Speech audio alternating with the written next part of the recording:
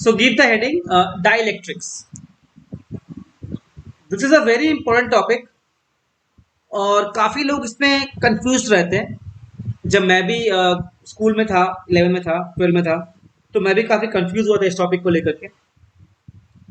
तो एसेंशियली आप ये समझ लो, डाइलेक्ट्रिक का मतलब होता है इंसुलेटर.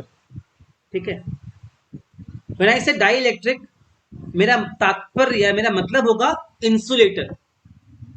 आपको पता है कि अगर मैं एक कंडक्टर को रख दूं इलेक्ट्रिक फील्ड के बीच में, याद है हमने पढ़ा है ना, if I place a conductor in an electric field, तो क्या होता है, रिजल्ट क्या होता है उसका बताओ.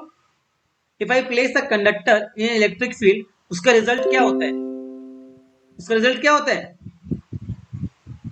There is no net field inside the conductor, right. याद है ना.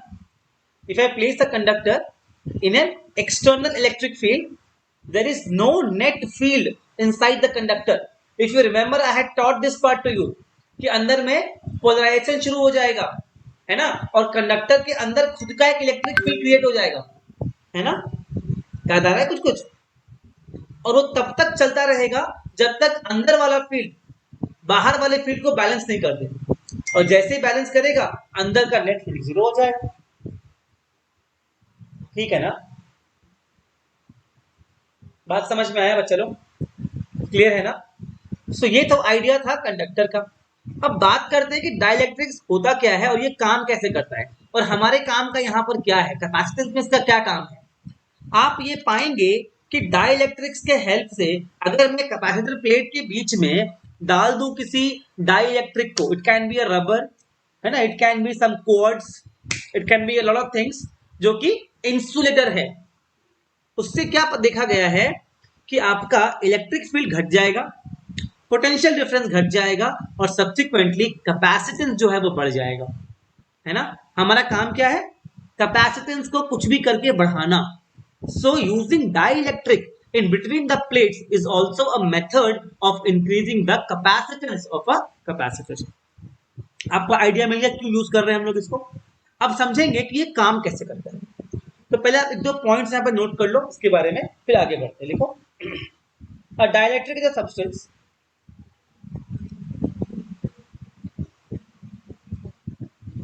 a dielectric is a substance that does not allow the flow of charges through it, that does not allow the flow of charges through it, but permits them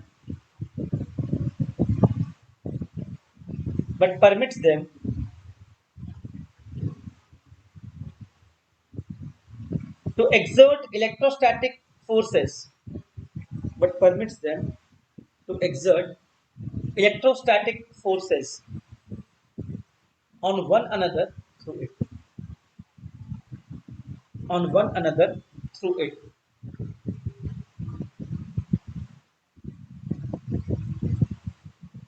इसी में आगे, a dielectric is essentially an insulator.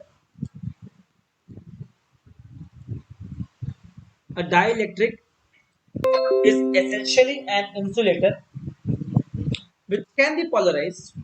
A dielectric is essentially an insulator which can be polarized through small localized displacements of its charges. A dielectric is essentially an insulator which can be polarized through small localized displacements of its charges. मतलब एक ऐसा insulator है, देखो charges तो हर जगह रहते ही रहते हैं, एक ऐसा इंसुलेटर है जिसमें कि हम लोग चार्जेस को हल्का सा मूव करके, चार्जेस में हल्का सा डिस्प्लेसमेंट क्रिएट करके, we are creating what, we are creating polarization, we are creating dipoles. समझ में आ रहा है गाइस, बोल दो ऐसा, समझ में आ रहा है. इसका एग्जांपल क्या क्या हो सकता है जो मैंने बताया अभी, ग्लास, वैक्स, प्लास्टिक, है ना, और क्या बोला, रबर, एयर, है ना, एयर तो रहता ही, and so on. These are all examples of dielectrics. ठीक है. अब डाइलेक्ट्रिक्स दो टाइप का हो सकता है ना, they can be polar and they can be non-polar. Polar and non-polar dielectrics. अब दोनों में डिफरेंस क्या होता है, फटाफट नोट कर लो. A molecule in which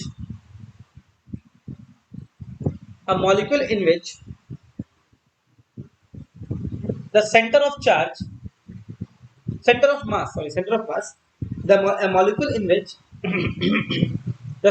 mass, a molecule in which the center of mass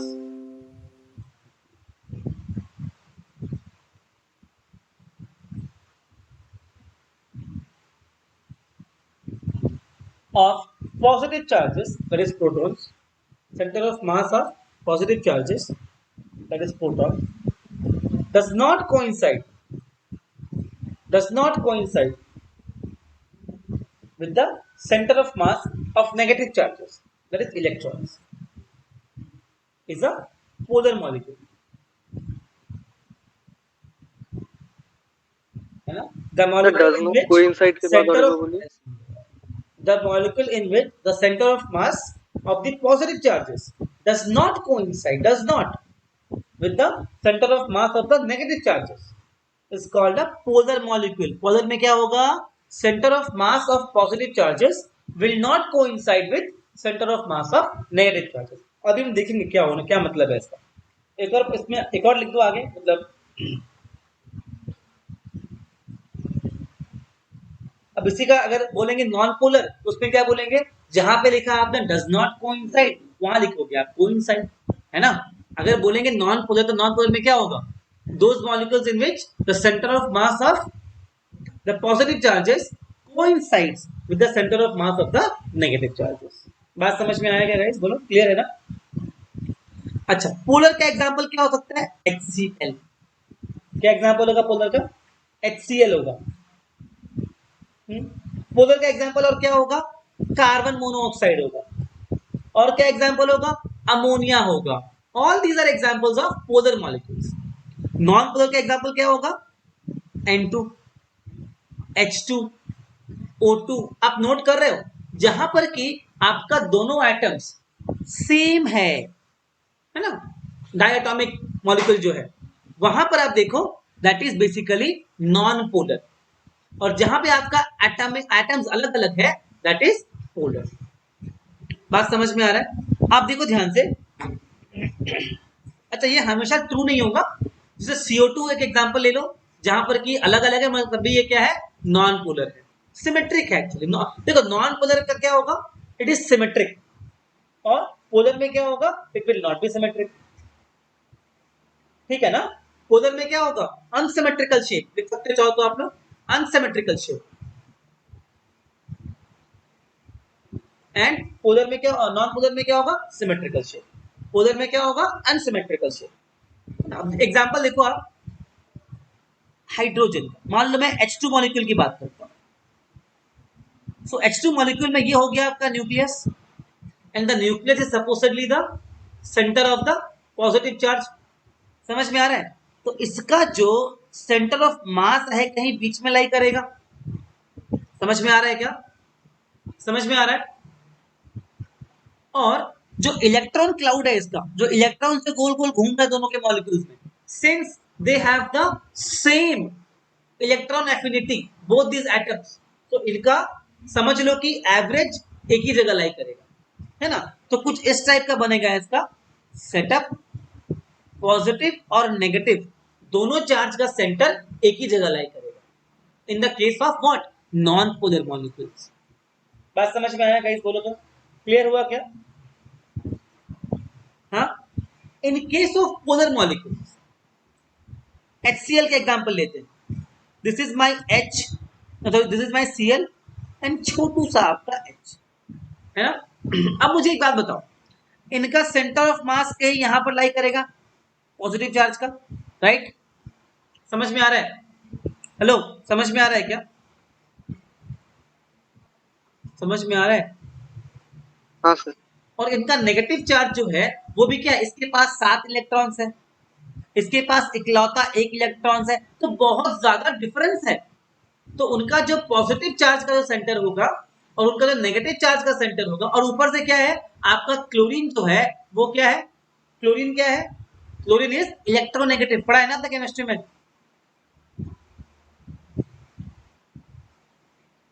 chlorine is more electronegative, तो electron को वो अपनी तरफ खींचने का ट्राई करेगा ज्यादा ज्यादा ज्यादा। तो इनका जो सेंटर ऑफ मास होगा पॉजिटिव चार्ज का और नेगेटिव चार्ज का, वो आपस में कोइंसाइड नहीं करेगा। तो इनका सेटअप कुछ मान लो ऐसा बन जाए, पॉजिटिव चार्ज और नेगेटिव चार्ज दोनों आपस में क्या होगा, थोड़ा सा गैप के साथ रहेगा। This is the case of non polar molecule and this is the case of polar.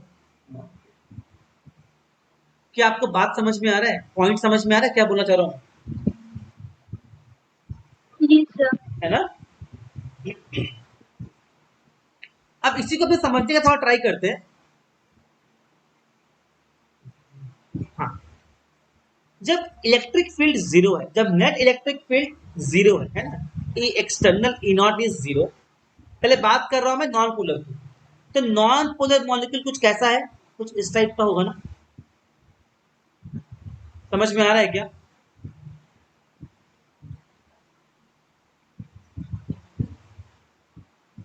है ना, and as soon as I give it some external electric field, E naught is not equal to zero, तो क्या होगा, there will be some polarization। अगर मैं इसको electric field में दे दूं, अगर मैं यहां पर एक इलेक्ट्रिक फील्ड लगा दूं, तो रिजल्ट क्या होगा, जो पॉजिटिव चार्ज है ना वो फील्ड के साथ थोड़ा मूव करना चाहेगा।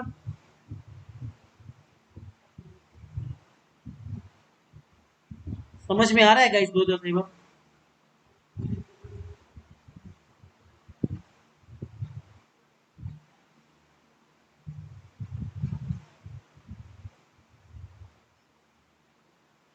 अगर मैं एक नेट फील्ड लगा दूं राइटवर्ड्स, तो क्या होगा, जो पॉजिटिव चार्ज है वो राइटवर्ड शिफ्ट हो जाएगा और नेगेटिव चार्ज जो है वो लेफ्टवर्ड शिफ्ट हो जाएगा। इसको हम लोग क्या कहेंगे, पोलराइजेशन। नॉन पोलर डाइलेक्ट्रिक में पोलराइजेशन हो गया, this is called as the polarisation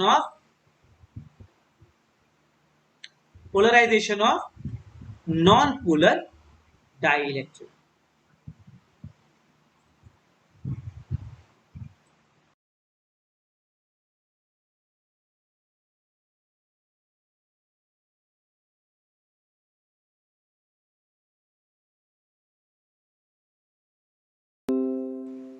क्या नॉन पोलर डाइलेक्ट्रिक का आपको कॉन्सेप्ट क्लियर हो गया कि नॉन पोलर डाइलेक्ट्रिक कैसे पोलराइज हो रहा है। जैसे वो एक्सटर्नल इलेक्ट्रिक फील्ड में जाएगा, क्या होगा, जो उसका पॉजिटिव पार्ट है वो हल्का सा राइटवर्ड शिफ्ट हो जाएगा, तो नेगेटिव पार्ट है वो उल्टा डायरेक्शन में शिफ्ट हो जाएगा, and the net there will be some net dipole moment induce in the molecules. Clear है क्या, क्लियर है क्या। Yes sir. तो लिख रहे हो यहाँ पे, in non polar molecules, in non polar molecules the dipole moment of each molecule is zero. In non-polar molecules, the dipole moment of each molecule is zero.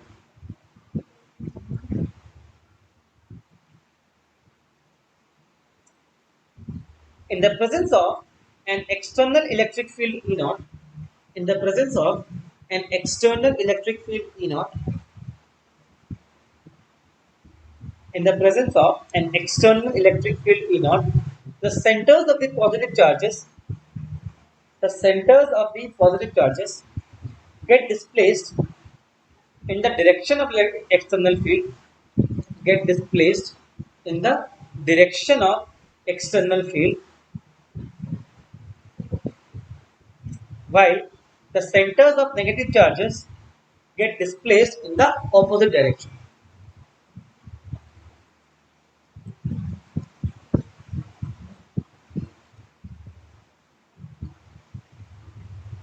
समझ में आया,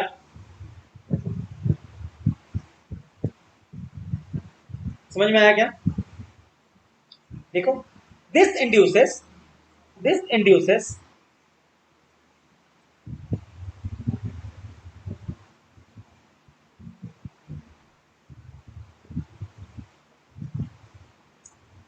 dipole moments on the molecules. This induces dipole moment on each molecule. The induced dipole moments, the induced dipole moments of different molecules, the induced dipole moments of different molecules add up, add up to give a net dipole moment, add up to give a net dipole moment to the dielectric in the direction of external, in the direction of external field.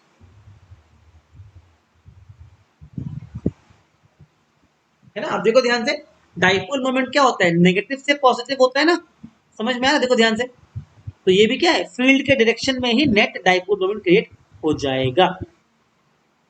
Right, everyone is comfortable with this? ये please draw कर लीजिएगा setup, take a minute, draw it.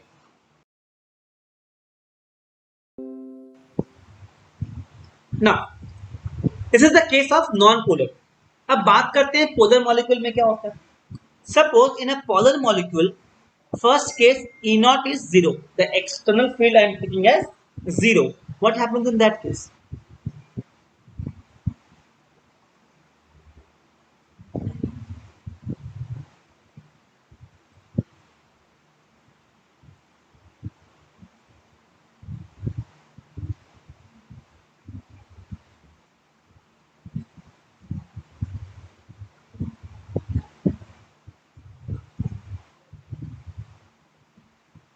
कुछ ऐसा होगा, it will be randomly oriented, है ना. If it is having a net external field, zero external field, it will be randomly oriented and the net dipole moment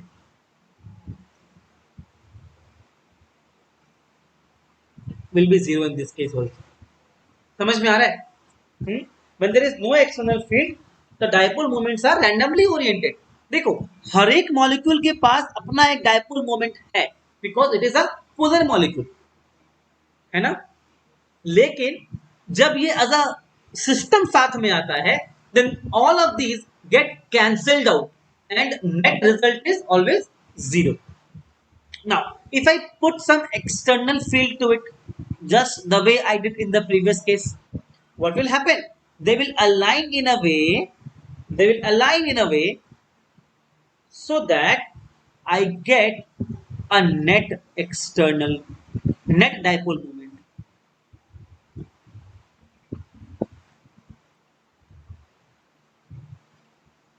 कुछ ऐसा.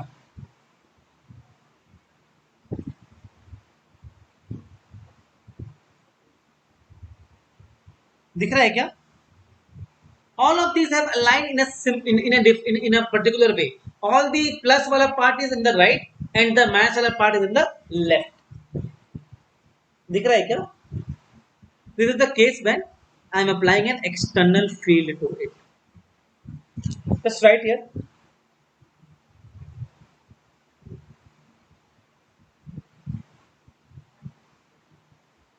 In the absence of any external field, in the absence of any external field,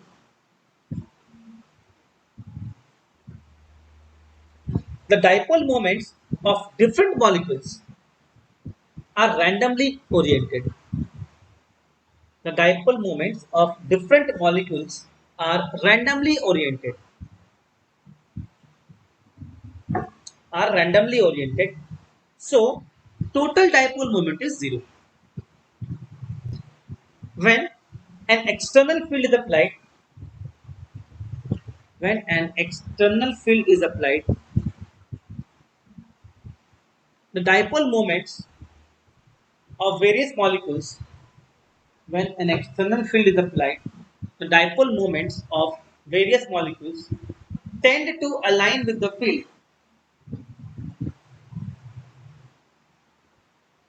Tend to align with the field.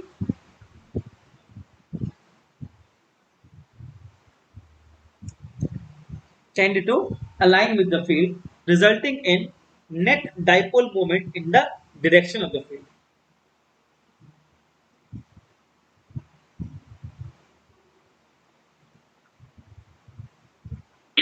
Sir, resulting in net dipole moment in the direction of the field.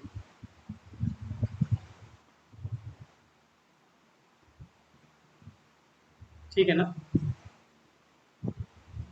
So what did we realize? We just realized if I apply an external field, then the polar molecules and the non-polar molecules both will get polarized. This property or this fact is called as polarization of the dielectric. समझ में आ रहा है क्या? यहाँ पर एक point लिखो फटाफट. पोलराइजेशन ऑफ अ डाइइलेक्ट्रिक या पोलराइजेशन इज डिफाइंड एज, देखो polarisation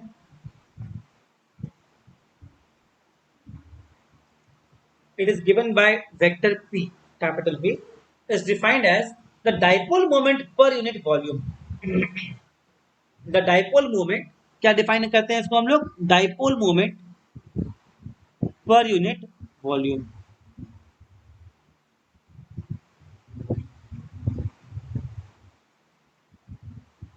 Dipole moment per unit volume. The direction of P is same as the direction of external electric field. अब यहाँ पे एक चीज लिख लो, polarization of a dielectric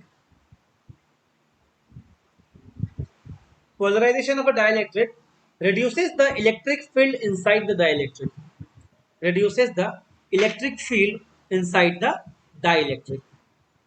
Polarization of a dielectric reduces the electric field inside the dielectric. अभी समझते हैं ये कैसे होता है ना? क्यों ऐसा होता है?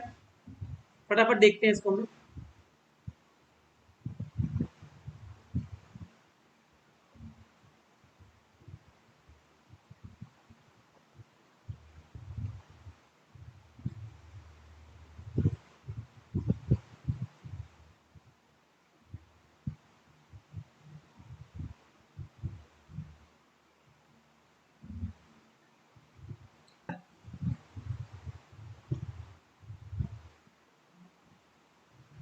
Yes, sir.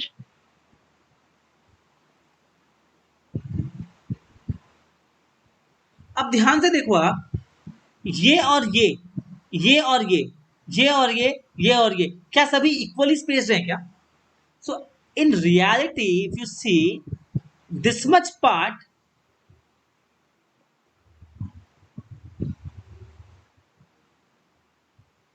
Will cancel out each other, है ना? समझ में आ रहा है? मतलब डाइइलेक्ट्रिक के अंदर कोई चार्ज नहीं बचेगा, आपस में कैंसिल आउट हो जाएगा. सारा चार्ज कहां आ गया? सरफेस पे आ गया. कुछ ऐसा जो मैंने सेकंड डायग्राम में शो किया है. सबको बात समझ में ये वाला आ रहा है क्या? एवरीवन, क्या ये बात आपको समझ में आ रहा है? Yes, sir. इसको लिख सकते हैं हम लोग माइनस सिग्मा पी और ये हो जाएगा प्लस सिग्मा पी, है ना? इसका डेंसिटी लिख दिया मैंने यहाँ पे. ये बात क्या आपको समझ में आ रहा है? अगर मैं यहाँ पर एक इलेक्ट्रिक फील्ड ई नॉट लगा दूं तो charges will get polarize like this and अंदर का सारा चार्ज जो होगा वो क्या हो जाएगा? आपस में एक दूसरे को कैंसिल आउट कर देगा. सिर्फ आउटर सरफेस जो होगा ना, नेगेटिव वाला पार्ट और पॉजिटिव वाला पार्ट, वो वाला पार्ट बच जाएगा. कुछ ऐसा. गाइस बोलो, बात समझ में आया क्या? क्लियर हुआ? Yes, sir. देखो इस पे तो just write a few points to this. The positive charges of the dipoles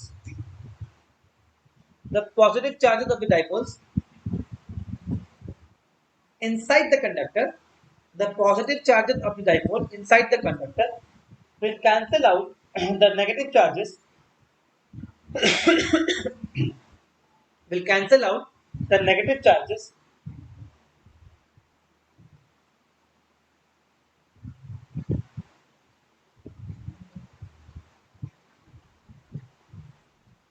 thus the volume charge density in the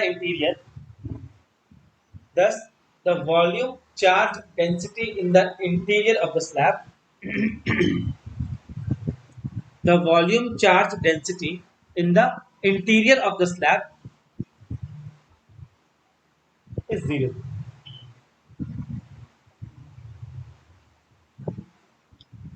है ना? स्लैब के इंटीरियर में चार्ज डेंसिटी जीरो है. However, there is a net uncancelled negative charge. However, there is a net uncancelled negative charge on the left face. On the left face, Sir, however, there is a net uncancelled negative charge on the left face. Net uncancelled negative charge on the left face and net uncancelled positive charge on the right face.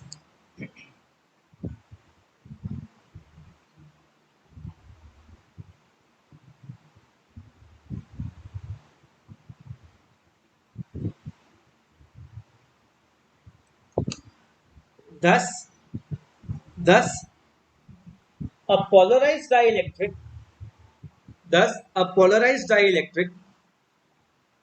is equivalent to, thus a polarized dielectric is equivalent to two charged surfaces,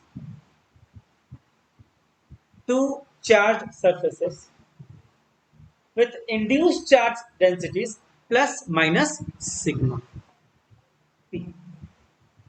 Thus, the polarized dielectric is equivalent to two charged surfaces, है ना, समझो कि दो charge surface है with induced surface charge density plus minus sigma.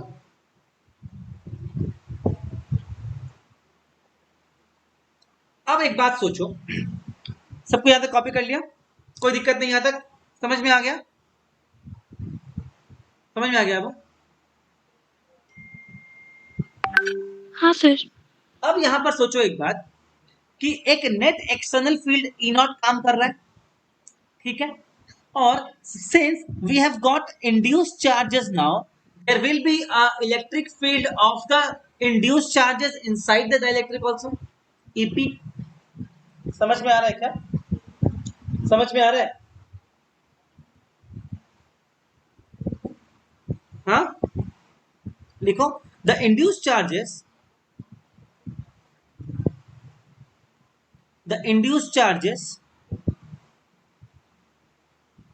will set up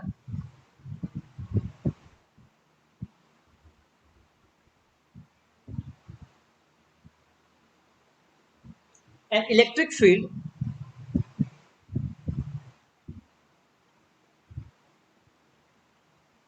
EP inside the dielectric. Inside the dielectric. EP inside the dielectric.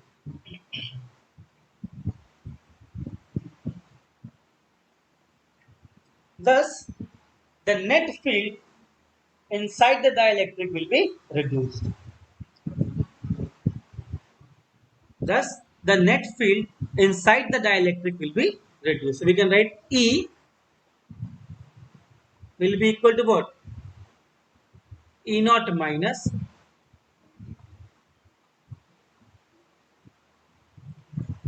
where E is the net electric field.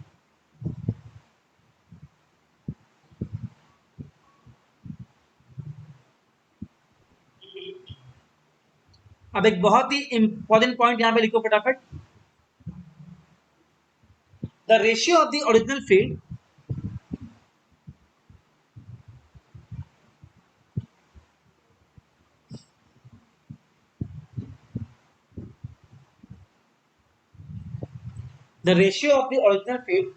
E naught to the reduced field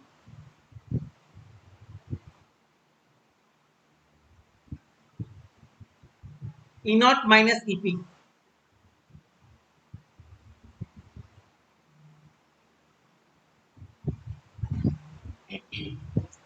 in the dielectric is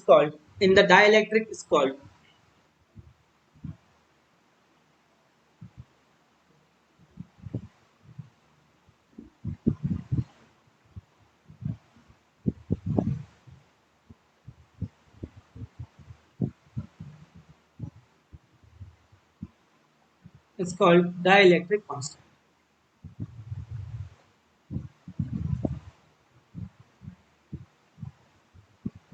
और relative permittivity, ये लोग पढ़ चुके हैं ना पहले, relative permittivity symbol है kappa, पढ़े थे क्या हम लोग?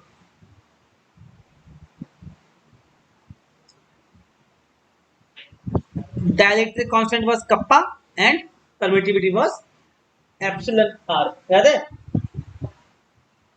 सो kappa will be equal to E naught by E, that is E naught by E naught minus E.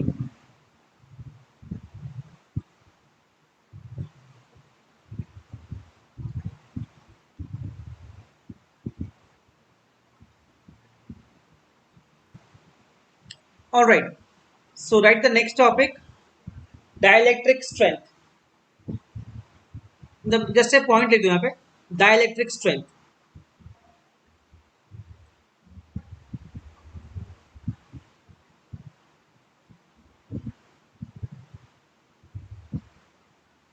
Dielectric strength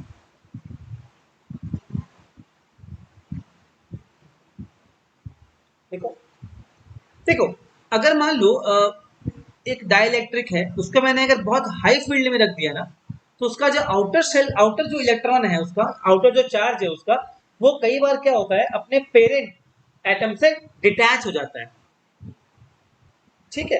और डाइलेक्ट्रिक जो है ना, it starts to behave like a conductor. This phenomenon is called as dielectric breakdown. Just लिख लो इसको बराबर। When a dielectric is placed in a very high electric field, when a dielectric is placed in a very high electric field, if a dielectric is placed in a very high electric field, the outer electrons may get detached from their parent atom. The outer electrons may get detached from their parent atoms.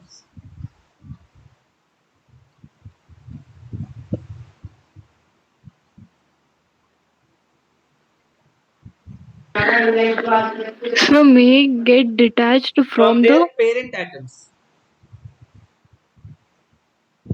This phenomenon is called dielectric breakdown.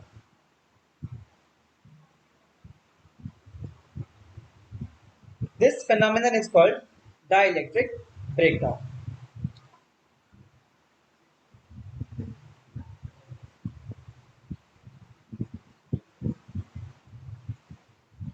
आगे, the maximum electric field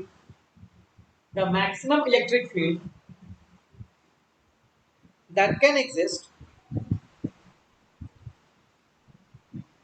the maximum electric field that can exist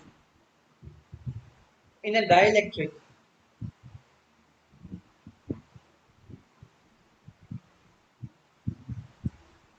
the maximum electric field that can exist in a dielectric without causing dielectric breakdown is called dielectric strength of the material. Without causing dielectric breakdown is called dielectric strength of the material.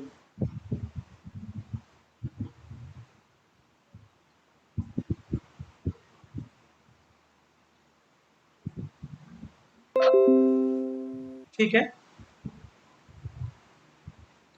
अब अपने देखेंगे जो सबसे important part है इस chapter का या इस क्लास का, that is the capacitance of a parallel plate capacitor with a dielectric slab. Now what is, तो आप हेडिंग दे दो, capacitance of a parallel plate capacitor with a dielectric slab. ये ऊपर नीचे जो है ना, ये कैपेसिटर का प्लेट्स है, ठीक है? और बीच में क्या डाला हमने, डाइलेक्ट्रिक। डिस्टेंस कितना है उसके बीच का, d है, ठीक है? और ये thickness of the dielectric is d, ठीक है ना? कोई दिक्कत तो नहीं? तो ये वाला पार्ट जो है नेगेटिव हो जाएगा और ये पार्ट आपका पॉजिटिव हो जाएगा, ठीक है? ये आपका EP बन जाएगा और आपका नेट फील्ड जो है ना, वो बन जाएगा E is equal to E not minus. ये बात समझ में आ रहा है? एवरीवन क्लियर है ना? जो गैप वाला पार्ट है, जहां पर की हवा है, जहां पर की एयर है, वहां पर क्या होगा? Electric field. वहां पर इलेक्ट्रिक फील्ड होगा आपका ई नॉट, और डाई इलेक्ट्रिक के अंदर जो इलेक्ट्रिक फील्ड होगा वो कितना हो जाएगा? ई।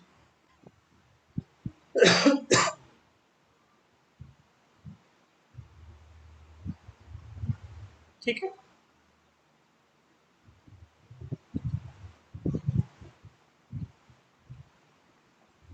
यहां लिखिए, let C not is equal to initial capacitance of the capacitor C naught. Let the area be A, area between plates, area of plates, and D is equal to distance between the plates. D is the distance between the plates. आपका C naught कितना हो जाएगा by formula? Epsilon not A by D हो जाएगा, right? ये part सबको समझ में आता है ना? Epsilon not A by D हो जाएगा ना आपका? Yes?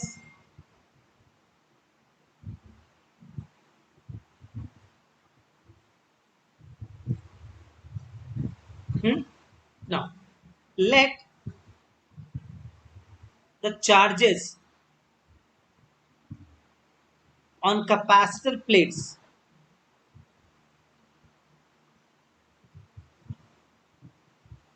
be plus Q and minus Q। ठीक, तो आपका ई नॉट मतलब इलेक्ट्रिक फील्ड बना वो कितना हो जाएगा? याद है? Sigma upon epsilon not. We know this ना? दो प्लेट के बीच में कितना होता है? Sigma upon epsilon not. It will give me Q upon A epsilon not. ये पार्ट क्या सबको समझ में आता है? ए इज द प्लेट एरिया, है ना? हमने गॉस में पढ़ा था वाला पार्ट कि अगर दो पैरेलल प्लेट्स हमारे पास है तो उनके बीच में टोटल कितना होता था electric field? Sigma upon epsilon not. Sigma क्या है? सुपरफिशियल या areal charge density, that is Q upon area. Clear है क्या? Acceptable to everyone? डन है क्या?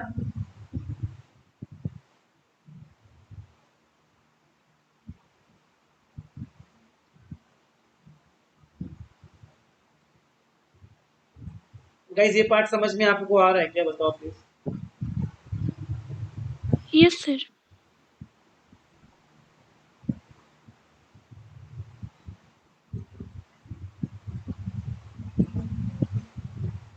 ठीक है, देखो, if the thickness of the slab is T, if the thickness of the slab is T and T is less than D, if the thickness of the slab is T and T is less than D,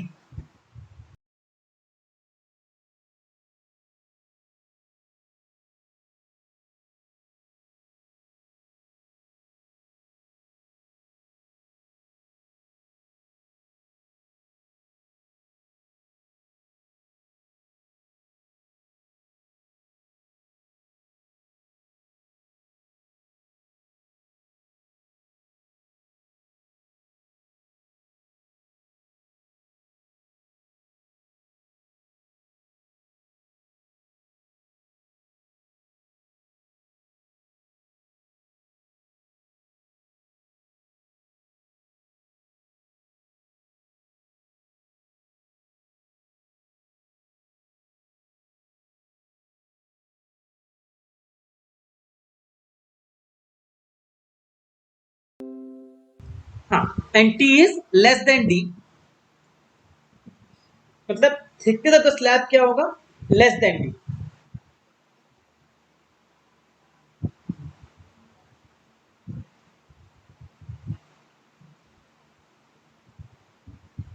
Let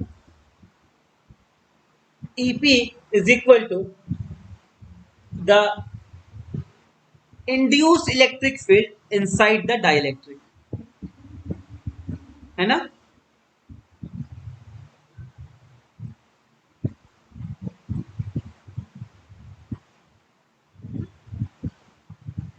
induced electric field inside the dielectric.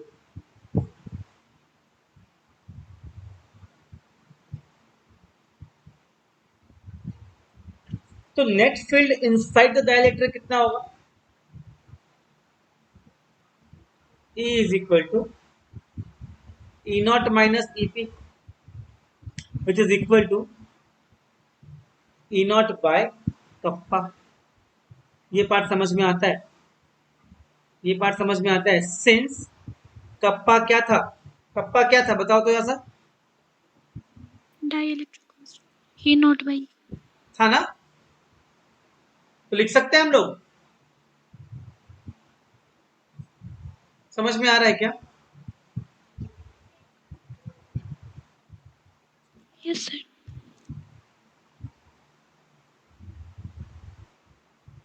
Kappa क्या है? Dielectric constant of the slab, है ना? Kappa क्या है? Dielectric constant of the slab. तो यहां पे लिखो फटाफट. The field E exists over a distance t inside the slab.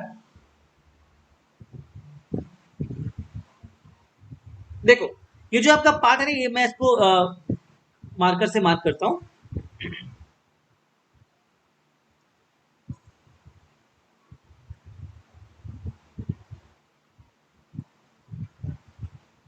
देखो ये पार्ट जो आपका है ना, this part of thickness t, it will experience an electric field of what? EP. बात समझ में आ रहा है? जो पार्ट मैंने ब्लू कर दिया, that part of thickness t, that will experience an electric field of EP, and the other part जहां पर की हवा है, that will experience the electric field of E naught. Guys ये बात समझ में आ रहा है क्या? ये बात समझ में आ रहा है सबको? बताओ तो लिखो. The electric field E exists over a distance t and field E naught exists over the remaining distance d minus t. है ना? The field E exists over the distance t, that is the thickness of the slab. जितना दूर वो slab है, dielectric slab, plastic हो सकता है, glass हो सकता है, रबर हो सकता है, जितना दूर वो स्लैब है उतने दूर में जो मेरा इलेक्ट्रिक फील्ड है वो कितना है? E, रिड्यूस्ड फील्ड है. और बाकी जो एरिया है जहां पे खाली हवा है या वैक्यूम है, वहां पर कितना है? वहां पर है E naught. तो लिखो the electric field E exists over a distance t and field E naught exists over the remaining distance d minus t. तो पोटेंशियल डिफरेंस V कितना हो जाएगा बताओ? Potential difference V will be equal to E naught, ध्यान देना, into d minus t plus E into t. That is E naught into d minus t plus E naught by kappa, है ना, into.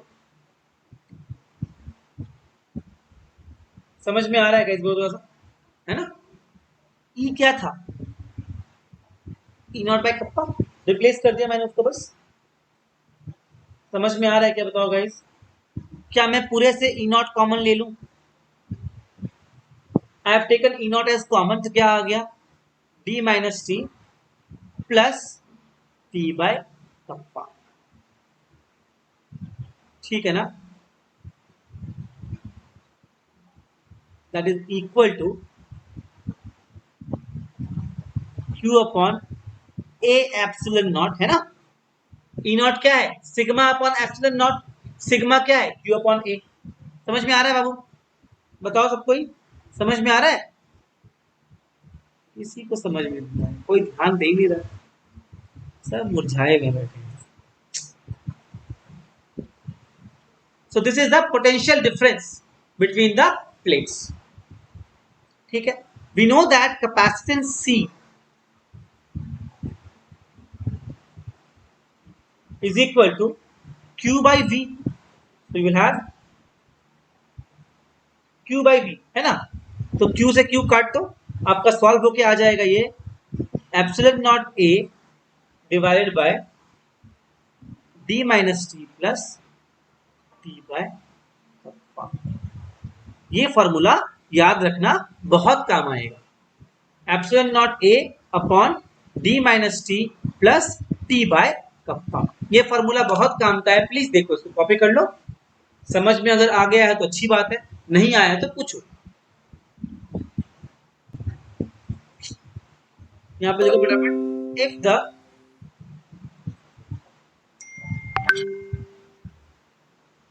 dielectric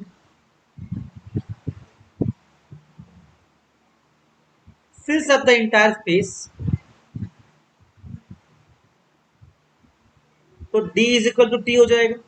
in that case आपका C क्या बन जाएगा, epsilon naught A upon D minus T कितना हो जाएगा, 0 हो जाएगा, है ना। D minus T upon D minus T हो जाएगा 0, क्या बन जाएगा यहाँ पे, T बन जाएगा और K आ जाएगा।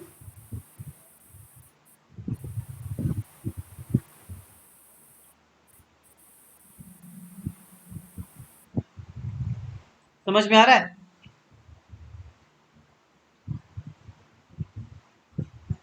बहुत सिंपल सा फार्मूला आ गया। अगर मान लो डाइलेक्ट्रिक पूरा स्पेस भर देता है, in that case the capacitance will become kappa times the initial capacitance. So we can also write that dielectric constant is equal to C by C naught if है यहाँ पे हमेशा, इफ द डाइलेक्ट्रिक फील्ड्स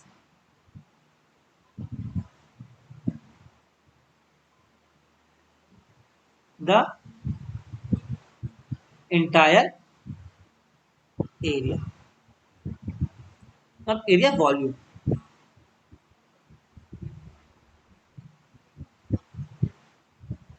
ठीक है ना।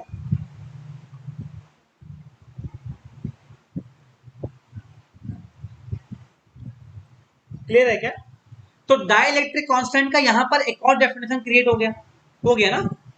तो यहां पर डाइलेक्ट्रिक का एक और, डाइलेक्ट्रिक कांस्टेंट का एक और डेफिनेशन क्रिएट हो गया, देख लो फटाफट। It is defined as the ratio, dielectric constant is defined as the ratio, dielectric constant is defined as the ratio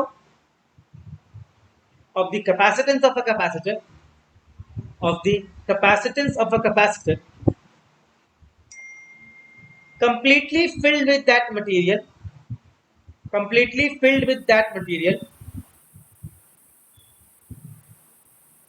to the capacitance of the same capacitor, to the capacitance of same capacitor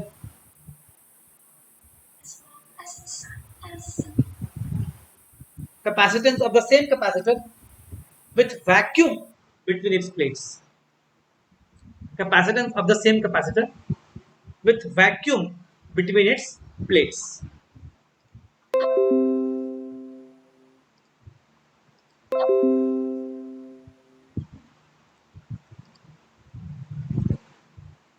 Capacitance of the same capacitor with vacuum between.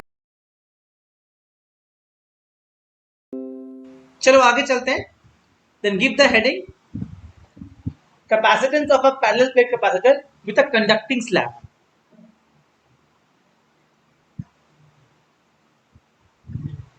ये तो और थोड़ा easy हो जाएगा, with a conducting slab, parallel plate capacitor with a conducting slab. पिछले case में क्या था, डाइलेक्ट्रिक था, यहां पर क्या है, कंडक्टिंग स्लैब है।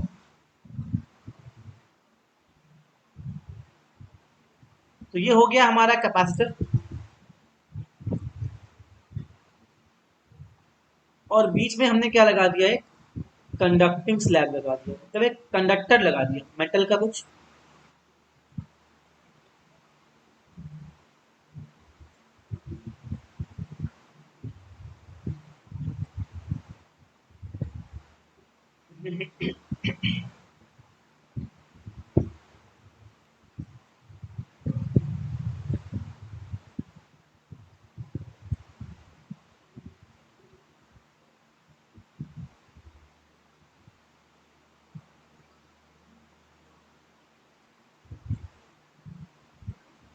ठीक है ना,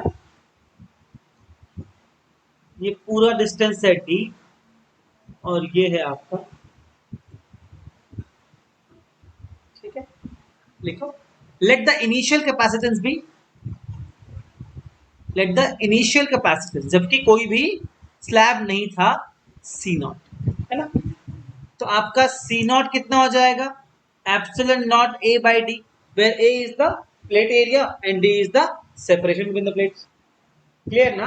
now external electric field E naught कितना हो जाएगा, सिग्मा अपॉन एप्सिलॉन नॉट, यानी कि Q upon A into epsilon naught. यहां तक किसी को समस्या नहीं है, everybody is comfortable till here, yes. Sigma क्या है, सिग्मा क्या है, सरफेस चार्ज डेंसिटी। सिग्मा क्या है, कई बार बोल दिया मैंने आपको, फिर से बोल दे रहा हूं, सरफेस चार्ज डेंसिटी या चार्ज पर यूनिट एरिया।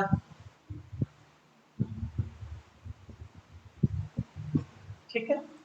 अच्छा, वी नॉट कितना है, what is V naught, the initial potential, लिखो the potential difference between the plates, the potential difference between the plates V naught is equal to E naught into D, है ना, E naught into D, that is Q D upon A epsilon.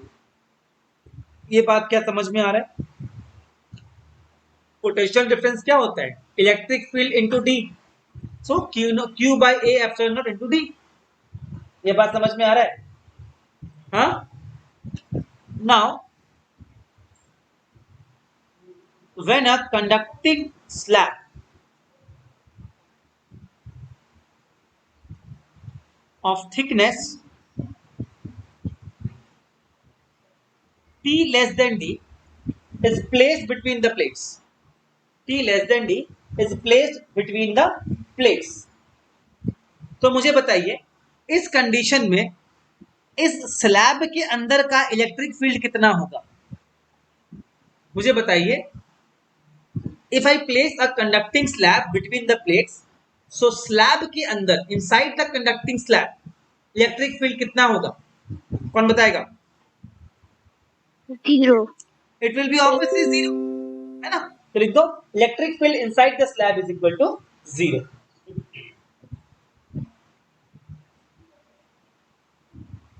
तो can we say therefore electric field exists only in the space where slab is not present, that is in the thickness D minus T। समझ में आ रहा है क्या, इतने part में कोई फील्ड नहीं है, फील्ड सिर्फ इतने से पार्ट में है, डी माइनस टी वाले part. So V is equal to E naught into D minus T, because there is no other field present.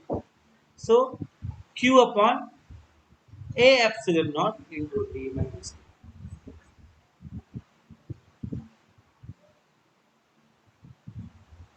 समझ में आ गया, right.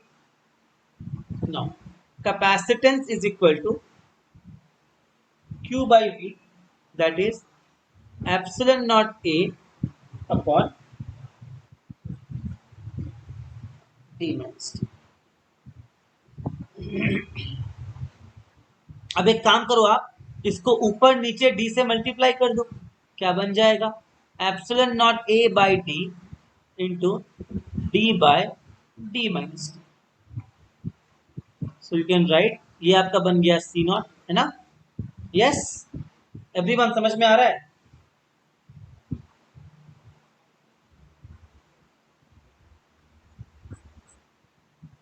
So capacitance is equal to C naught into D by D minus T।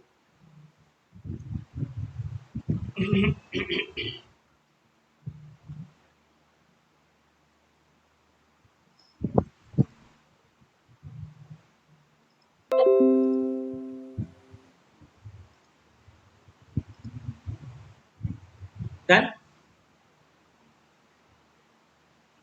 अब देखो ध्यान से, D और D minus T में बड़ा कौन होगा, D बड़ा होगा। D और D माइनस टी में बड़ा कौन होगा, D होगा ना।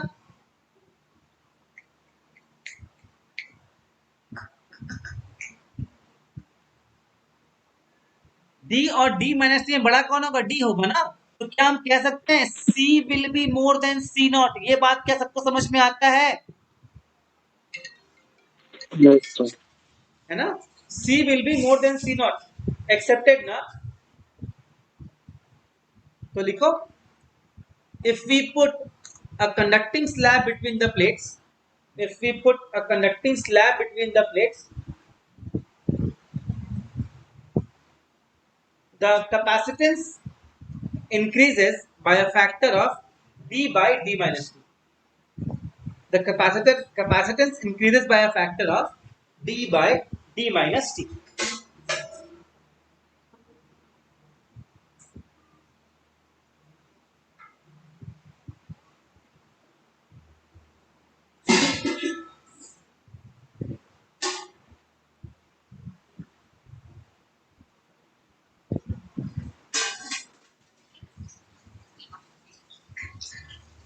ठीक है ना? तो ऑलमोस्ट खत्म हो गया है, थोड़ा सा बचा है, बस नोट कर लो पॉइंट वाइज फटाफट यहाँ पे, जल्दी जल्दी खत्म कर लो।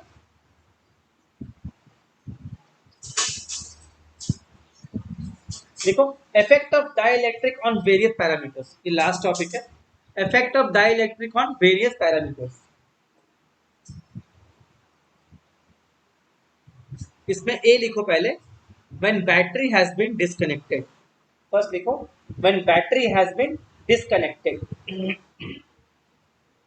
Effect of the dielectric on various parameters, पहला केस लिखो A, when battery has been disconnected, मतलब कैपेसिटर को एडिशनल चार्ज बाहर से नहीं मिल रहा है ना? बैटरी को हमने डिस्कनेक्ट करके रखा हुआ है। गाइस बात समझ में आ रहा है क्या? When battery has been disconnected, first लिखो इसके अंदर चार्ज। चार्ज का क्या होगा बताओ तो? इंक्रीज या डिक्रीज? चार्ज का क्या होगा? इंक्रीज या डिक्रीज? बताओ। अरे चार्ज का क्या होगा? इंक्रीज या decrease? Same. Charge will remain constant. लिख लो, charge will remain constant, because हमने बैटरी को पहले ही हटा दिया है। Charge will remain constant. Second, electric field क्या होगा? इंक्रीज या डिक्रीज? इलेक्ट्रिक फील्ड का क्या होता है? डिक्रीज होगा ना?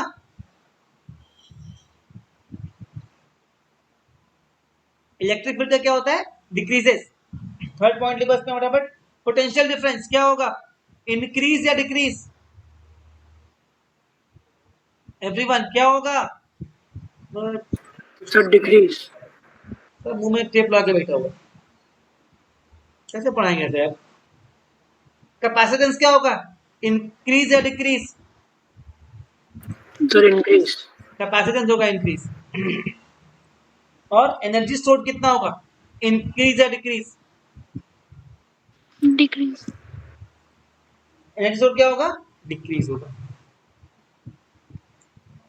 हमने क्या रियलाइज किया? सिर्फ कैपेसिटेंस बढ़ रहा है, बाकी सब कुछ आपका डिक्रीज होता जा रहा है।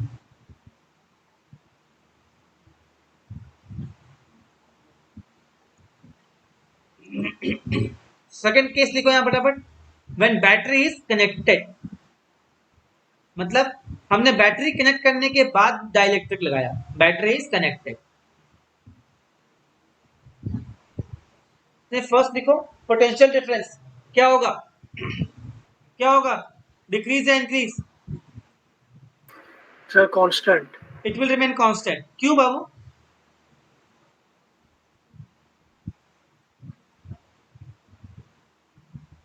बिकॉज बैटरी इज कनेक्टेड, तो बैटरी अपने आप को मेंटेन करके रखेगा potential difference. It is an external force. Second, capacitance क्या होगा? इंक्रीज या डिक्रीज? जल्दी बोलो। Capacitance increase. चार्ज क्या होगा? इंक्रीज या डिक्रीज? चार्ज, चार्ज बता जल्दी से। चार्ज क्या होगा? इंक्रीज। इलेक्ट्रिक फील्ड क्या होगा?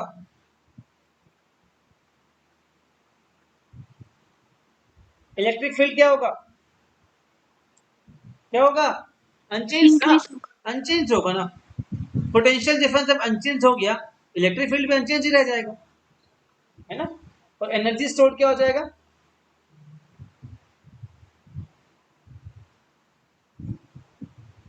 एनर्जी स्टोर क्या हो जाएगा, क्या हो जाएगा, Increase. इंक्रीज हो जाएगा।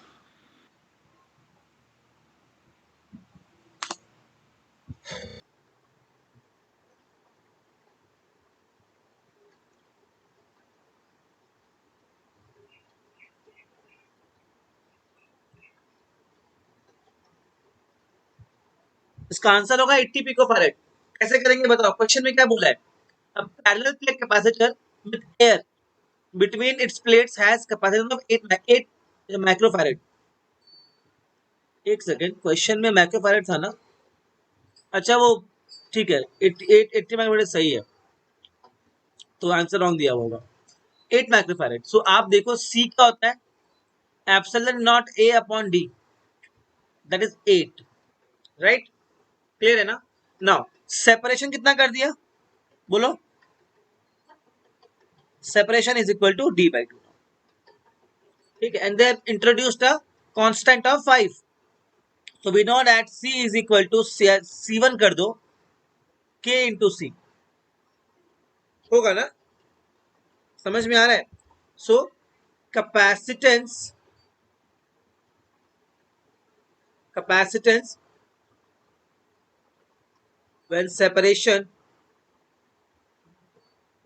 is equal to d by 2 क्या हो जाएगा, epsilon not a upon d by 2, that is 2 epsilon naught a upon d, that is 16 microfarad, right, that is 16 microfarad। कोई दिक्कत नहीं है इसमें किसी को। Now since you have introduced a constant of 5, तो आपका फाइनल कैपेसिटेंस क्या होगा,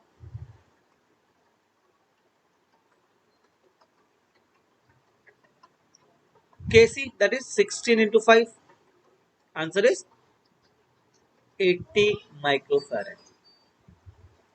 चेक करो, बताओ समझ में आता है क्या, बताओ, चेक इट आउट।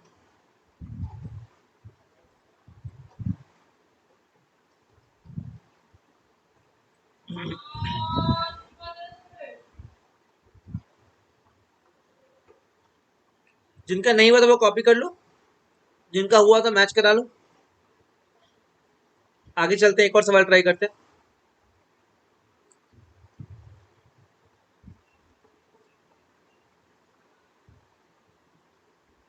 जिनका पिछला वाला हो गया वो ये क्वेश्चन ट्राई करेंगे, इजी क्वेश्चन है ये भी।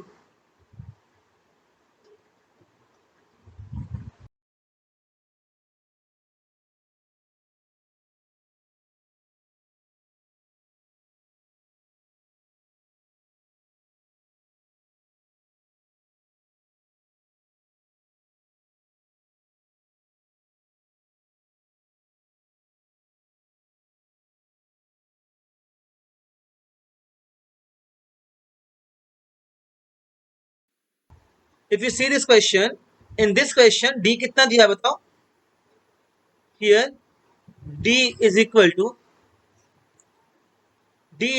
how much, 10 mm, right, 0.01 meter.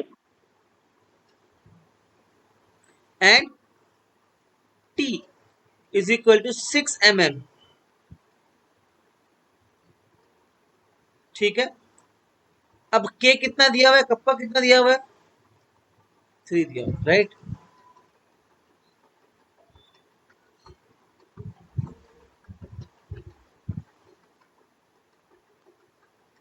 समझ आ रहा,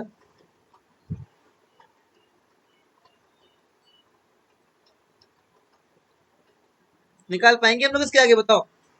प्लेट का एरिया भी आपको दिया हुआ है, फॉर्मूला क्या था, सीधा फॉर्मूला बेस्ड क्वेश्चन है ये तो। सी क्या हो जाएगा, E naught A divide by D minus T, याद आ रहा है कुछ,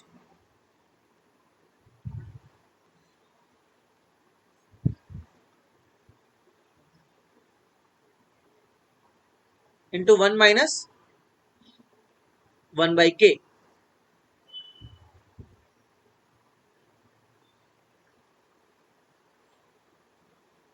सॉल्व कर लो इसको, you will simplify this, आपका आंसर आ जाएगा 29.5 picofarad.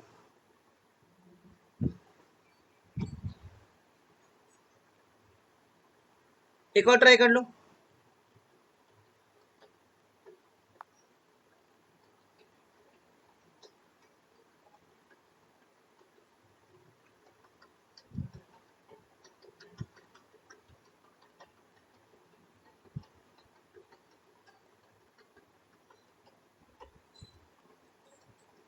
Try one more question.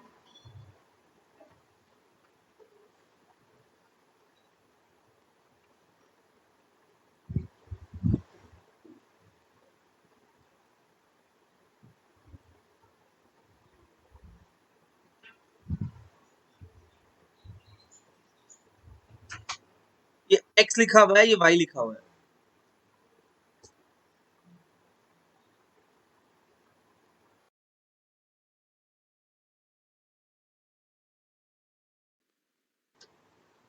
आओ देखते हैं कैसे करना है।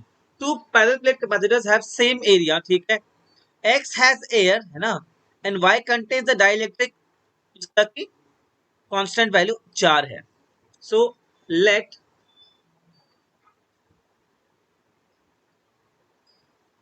capacitance of x is Cx and capacitance of y is equal to Cy. So we can very well say that Cy is equal to 4Cx. ये part सबको समझ में आता है ना, ठीक है। अब देखो दोनों कहां पे लगा है, सीरीज में लगा है। Both this capacitors are attached in series. If they are attached in series, so net capacitance कितना हो जाएगा?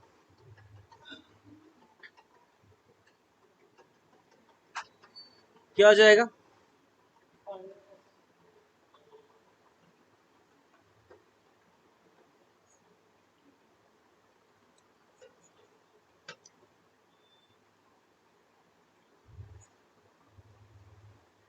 राइट होगा ना? यस होगा क्या?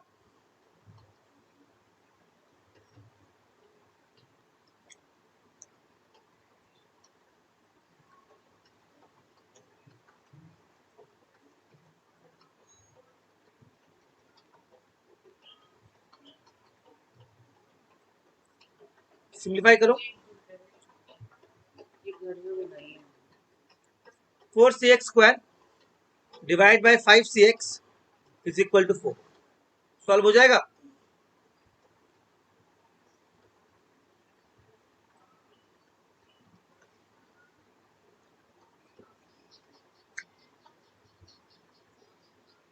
Cx निकल गया तो Cy कितना होगा?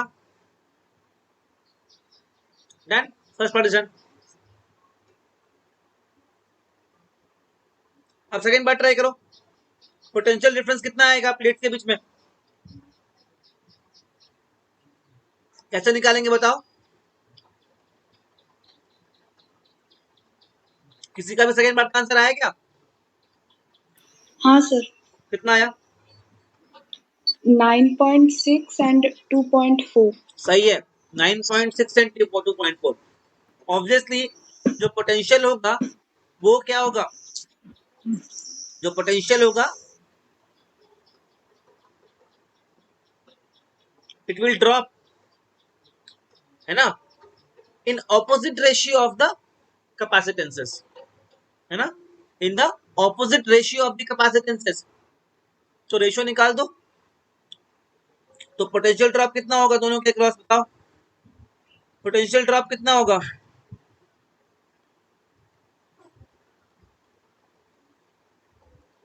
V एंड V/4, है ना। ये बात समझ में आ रहा है? V and V/4। अरे बात समझ में आ रहा है आप लोग को? पोटेंशियल ड्रॉप कितना होगा? एक के क्रॉस V होगा तो दूसरे के क्रॉस कितना होगा? V/4 होगा। तो you can write V plus V/4 is equal to 12। V निकल जाएगा, इससे आपका V निकलेगा 9.6 वोल्ट। तो V/4 कितना हो जाएगा? 2.4। सेकेंड पार्ट करना। थर्ड पार्ट पूछा है ratio of the electrostatic energy, निकाल लो फटाफट। निकाल लो। आपको V का रेशियो मालूम पड़ ही चुका है, आपको कैपेसिटेंस का रेशियो मालूम पड़ ही चुका है, सॉल्व कर लो। क्या हो जाएगा, half CV square divide bye, इसको CX कर दो, CY V2 स्क्वायर। तो हाफ से हाफ गया, दिस इज हाउ मच, कितना आएगा रेशियो बताओ, रेशियो आएगा 4:1 है ना। हाँ सर।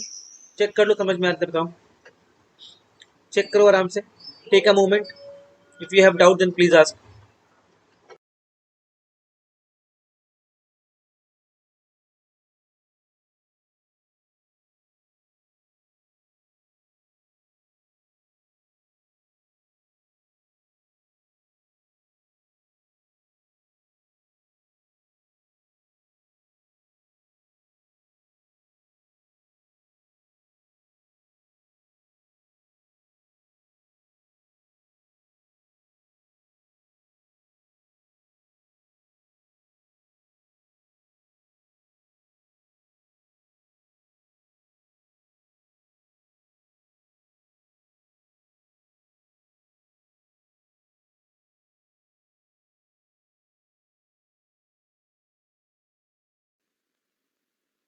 एक और सवाल ट्राई करते हैं।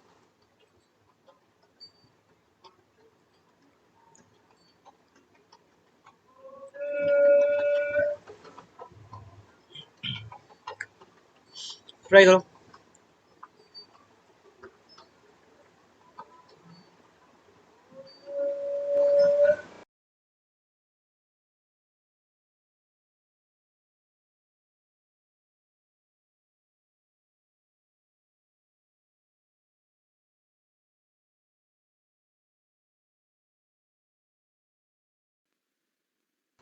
जैसे आपने कल डिराइव किया था ना, उसी टाइप से उसको सॉल्व करना है, मोटा मोटी पूरा डेरिवेशन मांग लिया एक तरह से आपसे। अ स्लैब ऑफ अ मटेरियल,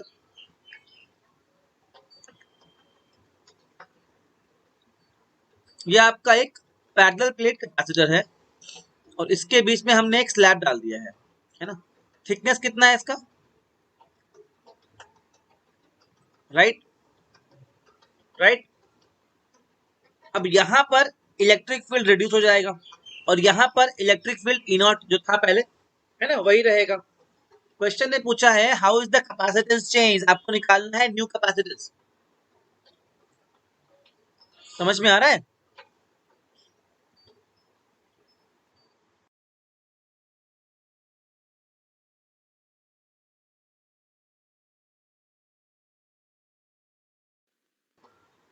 लिखो, late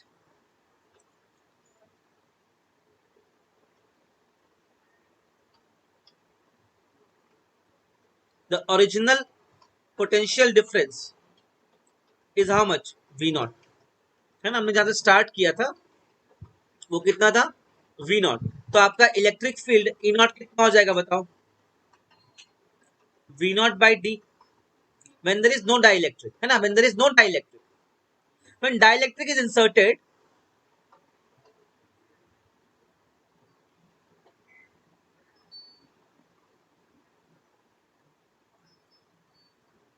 electric field inside the dielectric,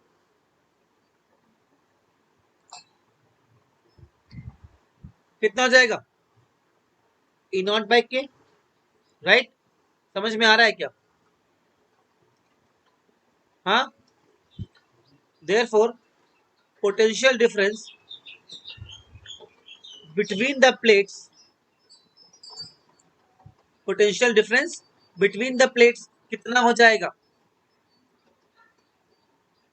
E not into D by four, ध्यान देना, E not into D by four plus E into 3D/4, that is E naught into D/4 plus E naught by K into 3D/4। ये part क्या सबको समझ में आता है, यहां तक, यहां तक क्या सभी कंफर्टेबल है, यस और नो। हाँ जी, यहां तक सभी कंफर्टेबल है ना। तो मैं E not into D common निकाल दूंगा, क्या बचा मेरे पास यहाँ पर, 1/4 प्लस 3/4 के,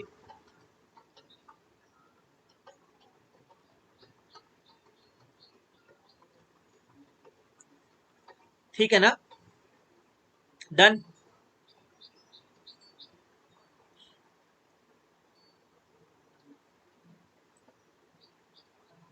ठीक है क्या, ई नॉट डी क्या है, ई नॉट डी क्या हो जाएगा, वी नॉट, क्या बन गया ये, वी नॉट इंटू 1/4 प्लस 3/4 के।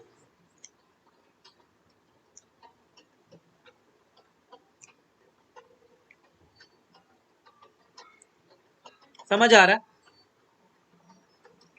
क्या बन जाएगा ये, वी नॉट इंटू k+3 है ना, k+3 हो जाएगा ये /4 के। This is the new potential difference. Now we know that capacitance is equal to Q naught by V.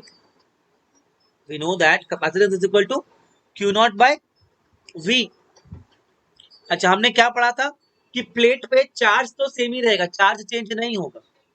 तो अगर ध्यान से आप देखो तो सिर्फ अंतर किस चीज का आया है, सिर्फ अंतर आया है इस फैक्टर का। समझ में आ रहा है क्या, अंतर सिर्फ किस चीज का आया है, अंतर सिर्फ आया है इस फैक्टर का।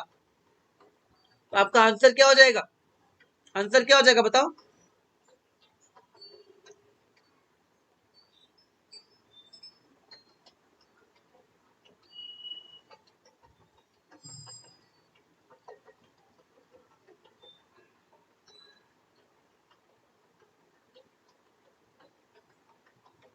This is your original C,